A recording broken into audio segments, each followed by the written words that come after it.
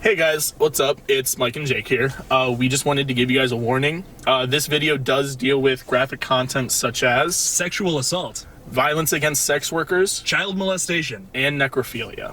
So if any of these topics are sensitive to you, you may want to skip this video. But if this doesn't apply to you, then enjoy the show. What is going on, serial killer and true crime fans? Mike is coming at you live along with Jacob Yukam, aka Killjoy Jake. What's going on? Not much. Not much anything these days. Recording a podcast. But yeah, so this week we got a special one for you that many people don't know about, actually. You want to know who we're doing? Who we doing? We are talking about the Green River Killer himself, Gary Ridgway. Interesting. Yeah, he told me before when we decided on this topic that he's never even heard of this guy, really, so... So did he actually kill a river, or did he kill people? He killed people. Okay, just to clarify. He's just going around just hacking at a river. That might be confusing to some of the viewers, so I thought I'd ask. It's just a constant visual of just Troy Bolton in High School Musical 2 just smacking a river. That's it. That's this whole episode. That's just, there we go. Just 30 minutes of this. And just so you guys know, this episode, I am not drinking Bang. I had one this morning because I got 4 hours of sleep last night and I have online school. So I'm drinking Fiji water because I'm bougie. Clearly he doesn't want the Bang sponsorship as much as I do. Oh, so. Shut up. I started it. Since I'm not drinking Bang, you want to do the honors? Yeah. If you're not banging, you ain't hanging, my friends. Drink a Bang. Rainbow Unicorn. Not sponsored. Not sponsored yet, though. Hey, I'm just saying, Bang Energy CEO, hit us up. Hit us up. Instagram at @TheRealMikeHuck. Go ahead and message me. But anyways, yeah. So, you ready for this? Let's do it. I'm so ready. All right. You know the drill. Turn off the lights, because here comes the story of the Green River Killer.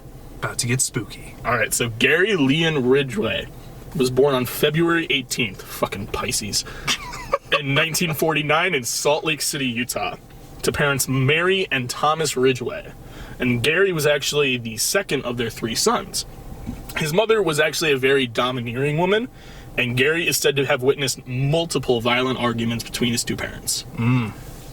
Gary was actually introduced to the idea of necrophilia very early on in his life by his father, who told him a series of stories of a former co-worker that engaged in necrophilia with corpses at their job. So he's just like, his dad's telling him these stories at what age? Like 7, 8, 10 years old. Why? I don't know. I seriously don't know. Oh my God, man. Oh my God. And so what Gary said about this is that he was actually very intrigued by the idea, and that because, and I quote, she wouldn't feel it, so there's no connection, no strings attached. That's weird, man. That's, oh my God. It's weird. That's terrible. Mm-hmm. You planted that in his head at a young age. Yes, yeah. he did. There you go. And growing up, Gary actually had a bedwetting problem as well up until he was 13 years old. Mm-hmm. And bedwetting used to be considered a sign of a serial killer in the making. Like, late bedwetting was... Really? It was considered a sign of a serial killer in the making. But every single time that Gary had an incident, his mom would actually bathe him herself and would specifically focus on washing his genitals and would put him in a very revealing robe. So not in a work locker. So, no. Every time I hear the word genitals now, I just think of work locker. I'm sorry. It's fucking Dahmer. Running gag. Watch the Jeffrey Dahmer episode if you haven't yet. Fucking Dahmer. So, this actually led to a very confusing sense of both anger and sexual attraction towards his mom. So he almost became Oedipus. And he actually has admitted to dreaming about killing his mom multiple times. Having the complex to do Oedipus stuff. He low-key had an Oedipus complex. Chris. So Ridgway actually had a IQ that was in the low 80s. Some say as low as 82, meaning that he was very well below average. Let's just say that. he struggled in school. He also faced issues with dyslexia. So that actually led to him being held back a year in high school. And his struggles in school made it so he couldn't go to college, and he ended up joining the Navy when he graduated 19. But when he was 16 years old, before he graduated college, he actually had his first incident of trying to kill somebody. He stabbed a 6-year-old boy with a knife. And when the boy asked Gary why he stabbed him, Gary simply replied, "I just wanted to know what it's like to kill somebody."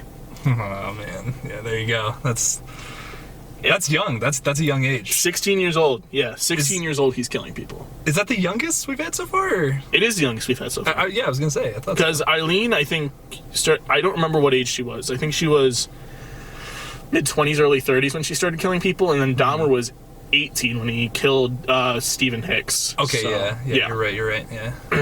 So yeah, during his he was deployed to Vietnam. He was serving in the Vietnam War. Oh, wow. He was serving on a combat ship, and during this time, he actually was married. He married before he was deployed. He married his high school sweetheart. Her name was Claudia Craig. And during this time, he started to solicit the services of prostitutes. It led to him contracting gonorrhea while in Vietnam, and then he still continued to have unprotected sex, even with gonorrhea. Oh my god. Oh, jeez. So this guy's doing a whole lot. He's a lot of terrible things. He's busy. Let's just say that. He's very busy. After he returned home from service... Did that just really happen? Yes, that really happened. Okay, keep going. After he returned home from service, he found out that his wife was actually cheating on him as well. And for some reason, he thought that it was okay if he bought prostitutes, but it wasn't okay that his wife was cheating on him. So he got pissed, and they ended up filing for divorce very shortly after. Oh my god, that's annoying. That's just an annoying thing to have. It is. I just hate people that do that. Is that called a superiority complex, where you feel that like you can do something, but if someone else does it to you, you get like insanely offended by it? I think it's just called being a hypocrite. You know, you're probably right. I mean, probably right. I think a superiority complex has something to do with it, though. He actually later met Marshall Winslow, who eventually became his second wife and the father of his... Yes, Marsha's his father, Mike. Good job. The mother of his son, Matthew. There we go. You had a 50-50 shot there. I know. No, I probably should have just pulled out like a random rabbit out of a hat and just been like his uncle. Yeah. Fucking Mike. God, get your shit together. But during this marriage, Garrett actually became stoutly religious. And when I say stoutly religious, like borderline KKK. So was he not like religious before? Like it was his family religious? No, they weren't. No. Okay. Okay, when I say borderline KKK, let me verify something. He wasn't... That was my next question. He was... we just know each other that well. Yeah. He wasn't, like, a racist. He wasn't... At least as much as I read, he wasn't racist. He wasn't trying to lynch people. He was just very, very religious. Okay. And he forced his family, especially his wife, to adhere to strict religious teachings. He would cry during church sermons, read the Bible, go door to door preaching about the gospel, everything. Like, he was into it. And, but the thing is, he still solicited the acts of sex workers. And so he's married a second time now. Mutual affairs broke up his first marriage, and, he's fucking more sex workers. And now he's religious too, which is... That doesn't make any sense. Yeah. Like he definitely had that hypocritical complex or whatever the hell it's called. That's insane, man. What the hell?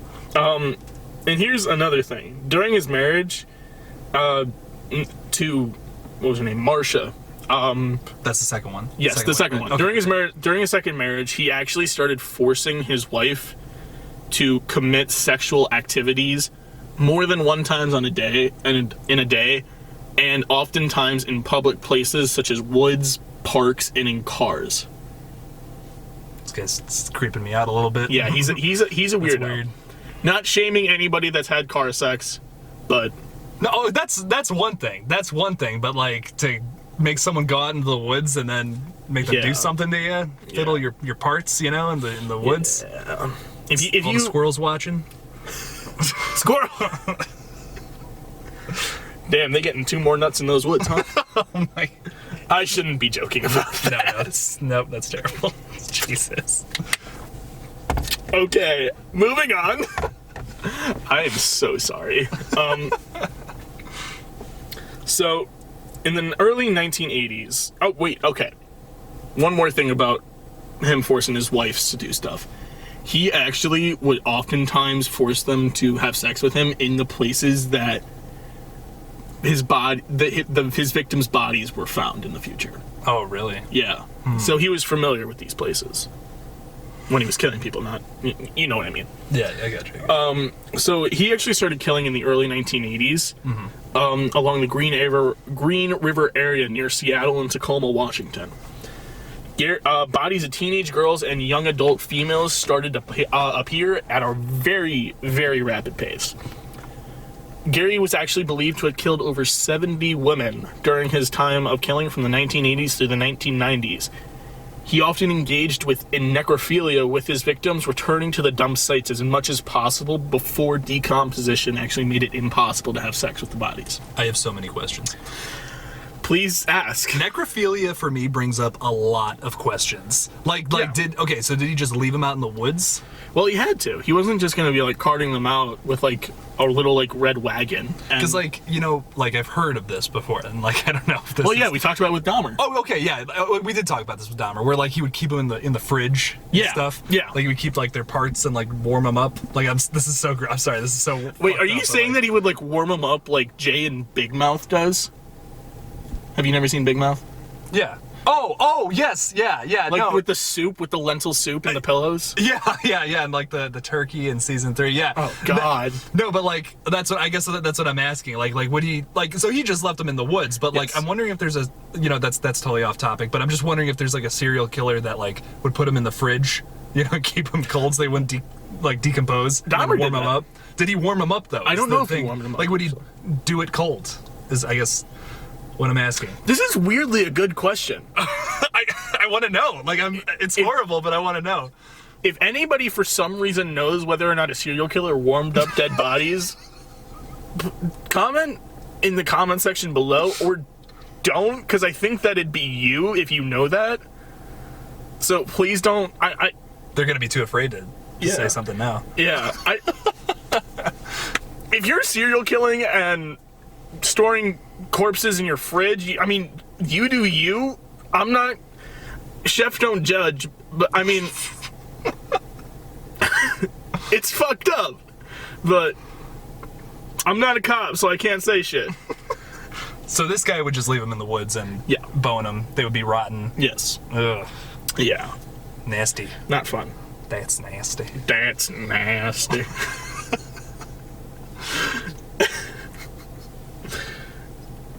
So, oftentimes the women that he killed were sex workers that he actually had hired to perform sexual activities with. Mm-hmm. He would lure them in oftentimes and he would get them to trust him by actually showing them pictures of his son, Matthew. There were even a couple of instances where Matthew actually came along to the meetups with Gary. Oh my God. Yeah. What was he thinking about all this? I don't know. Is he still alive, or like how long ago was this? Was the 80s? This was the 80s, so yeah, he'd be in his 30s, 40s by now. So, late 30s. That poor guy, man. Yeah, Matthew, I don't know why you would be watching this, but if you are somehow watching this, I am so sorry. I hope you're doing good, man. I hope you're okay. I really hope that you're okay. So,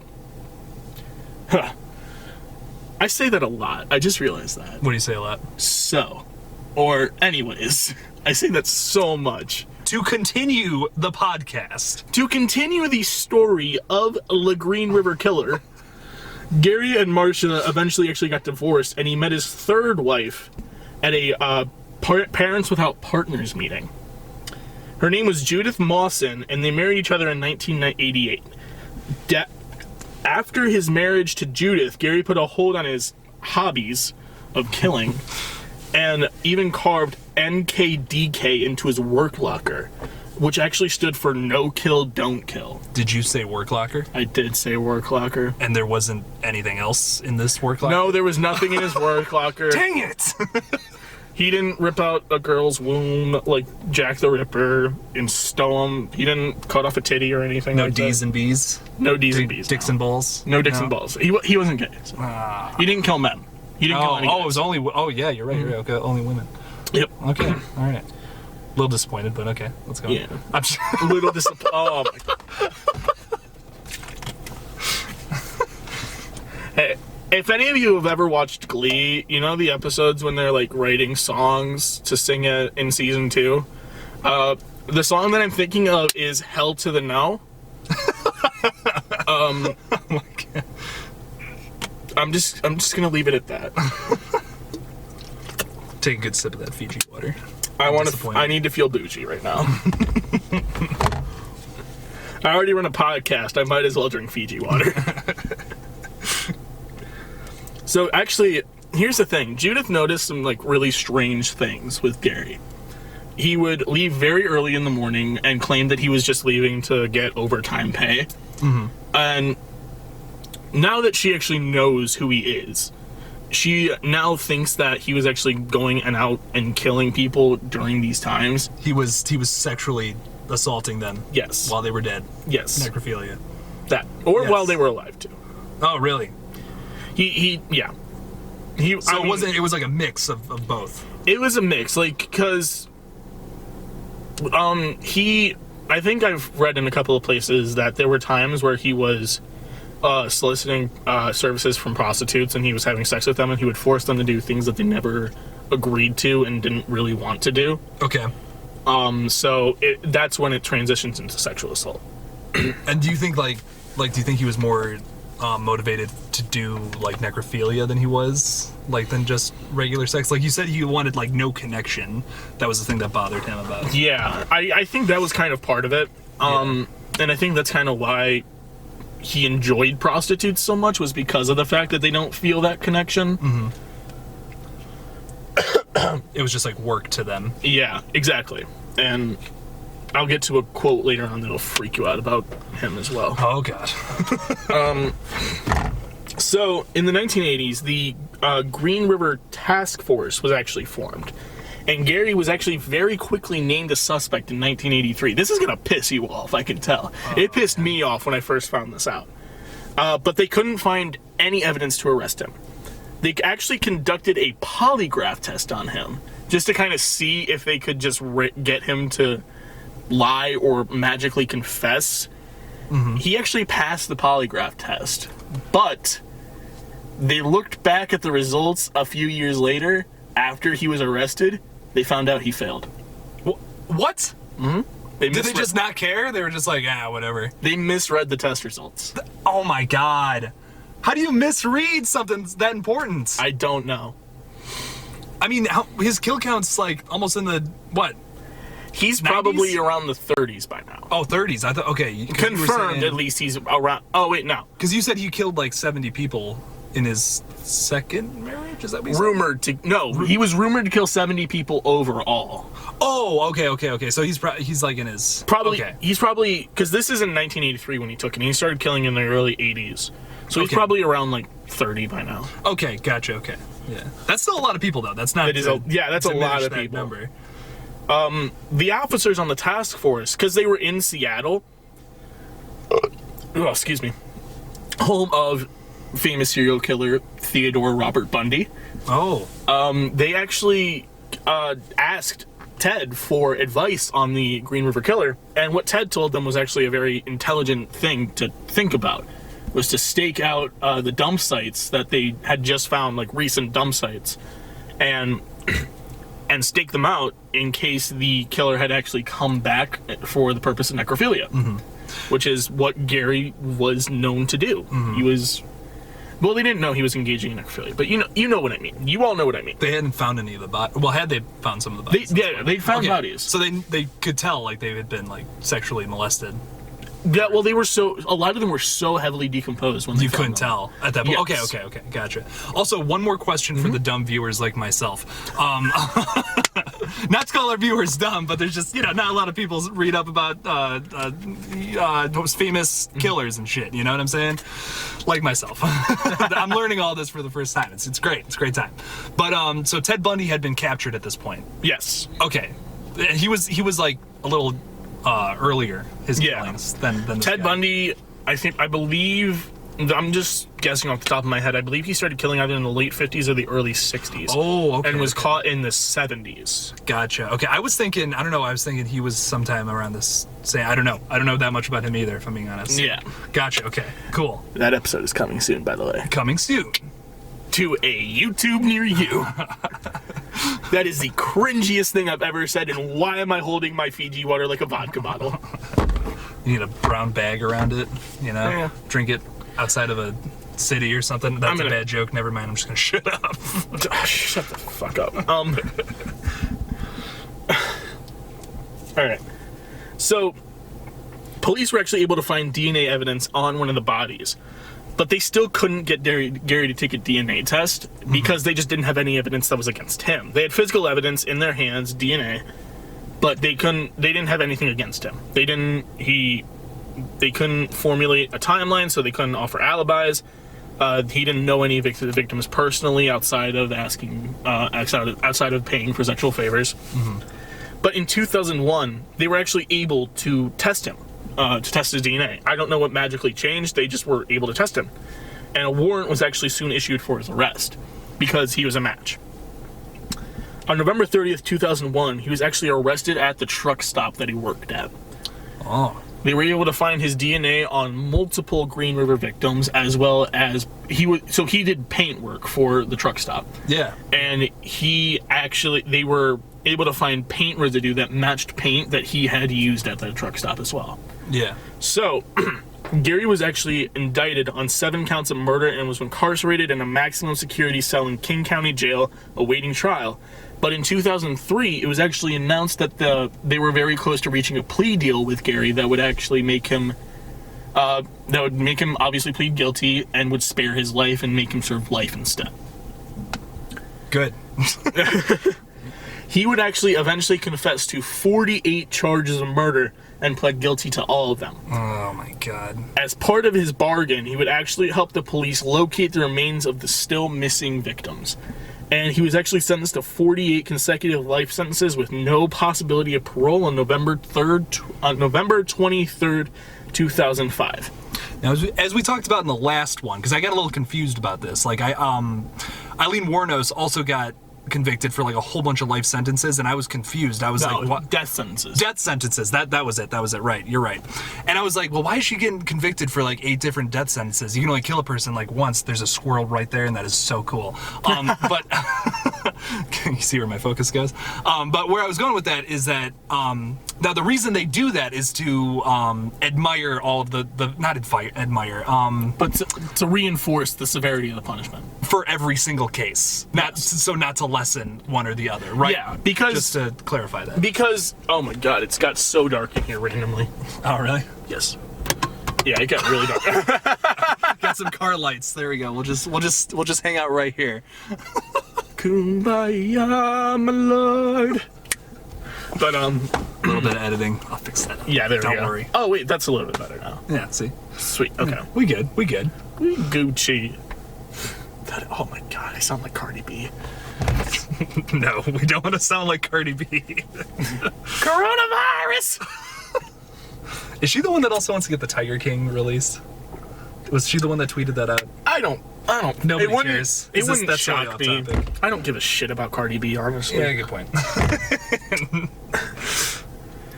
But yeah, so the reason is, like, it doesn't make sense to... If he's confessing and there's DNA evidence to tie him to 48 victims, you're going to charge him with 48 victims. Like, right.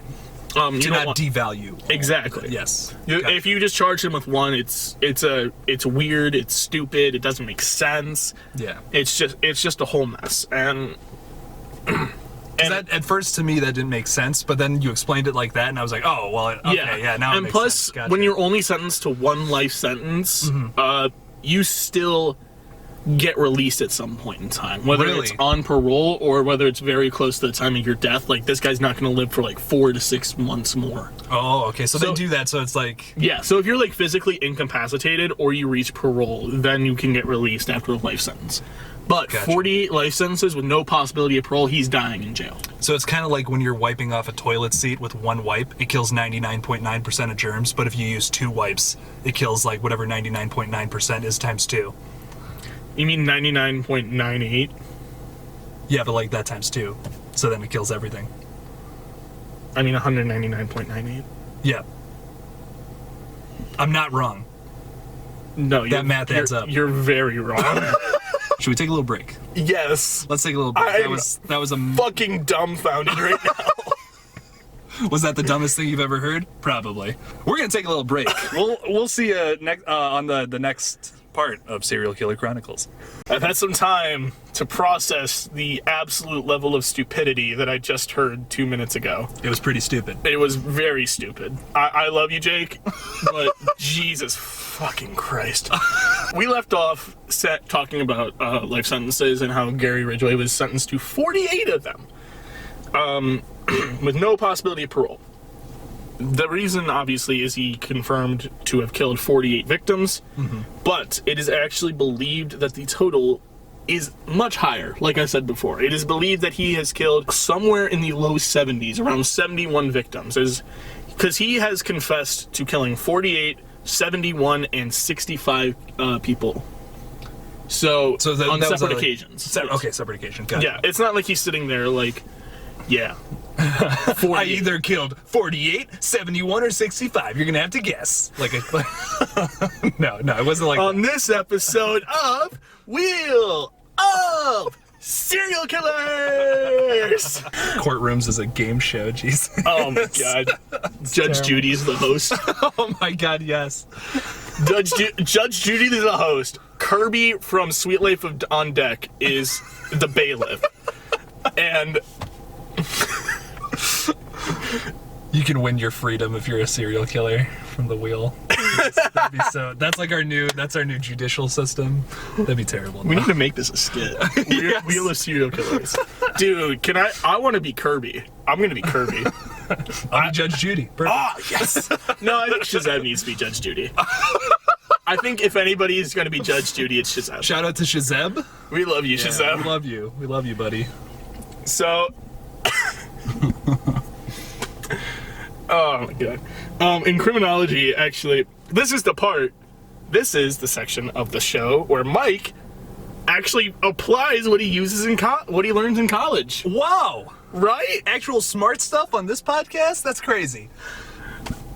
You won't get it. You're not going to get it from him, so I might as well say it. Yeah, no, you're not. Definitely not for me. No. So, he is very similar to Jeffrey Dahmer, actually. Gary Ridgway, like Dahmer, is considered a hedonistic killer in criminology. Gotcha. In case you don't remember, and if you haven't seen the Jeffrey Dahmer episode, if you haven't seen it, go watch it. And if you've seen it already, just go watch it again. Bump up our views, please.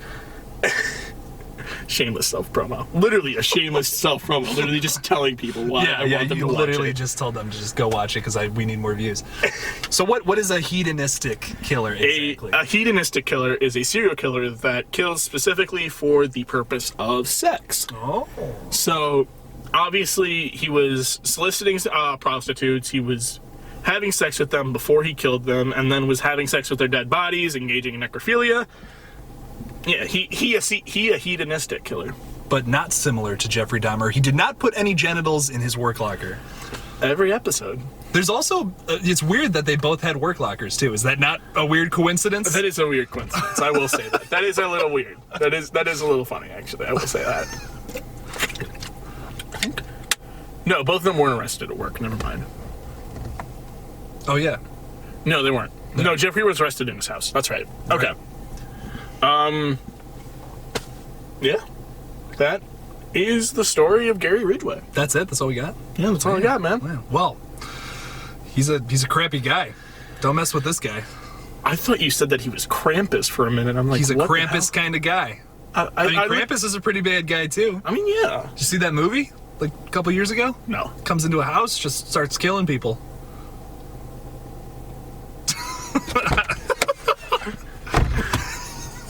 Similar stuff, man. No, I mean, this isn't the it's not. BTK killer, okay? That episode is also coming soon. Oh yeah, yeah. I can point at the camera the right way. We were gonna do the who was the Easter killer? What was his name again? Rupert something? Rupert something.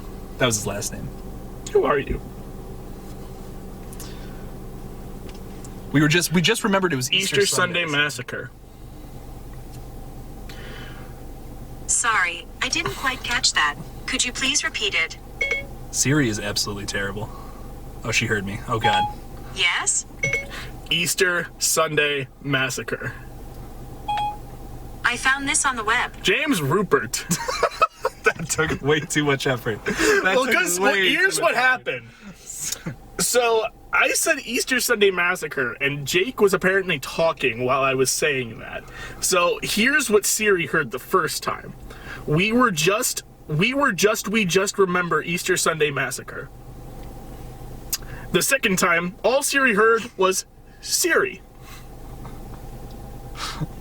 Hey, maybe I like talking to Siri too, you know. Siri, shut up. Oh, she was just like, nope, I'm done. Well, I don't know. She shut up. She shut up. Yeah, it worked. Yeah. So James Rupert. So James Rupert. If you want some Easter, unfortunately, I don't think we're gonna be able to get an episode about him out sometime soon. It's too close to Easter. It's too close to Easter. Unfortunately, we So- just realized that. You get NKDK on a work locker then for Easter. There you go. You're welcome. Happy Easter. I almost said Merry Easter. Merry Easter. Happy Easter to those who celebrate it. Thanks for Yeah, to listening those who this celebrate podcast. it. Yeah. If you're not Christian, then Happy Sunday. Is this Passover too, or no? Is that a different time? I don't know. I'm like 2% Jewish. I don't celebrate. Hey, I was not. That's not why I was asking. I was honestly just asking I know. for our. I know. I just want to point that out. Not.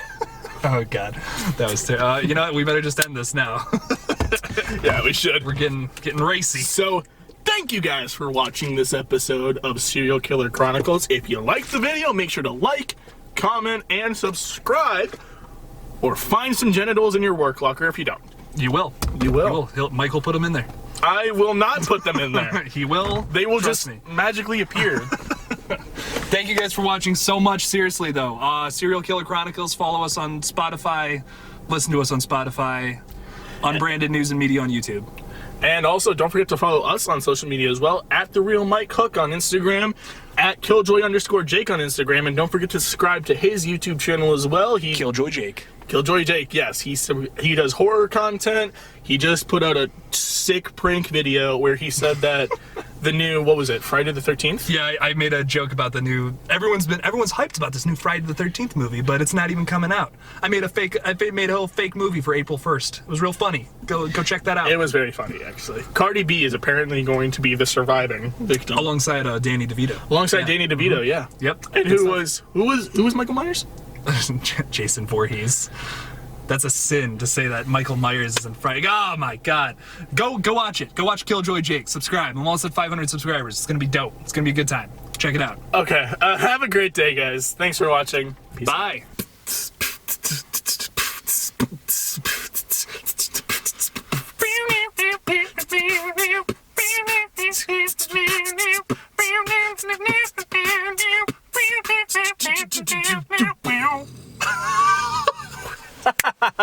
Perfect. There.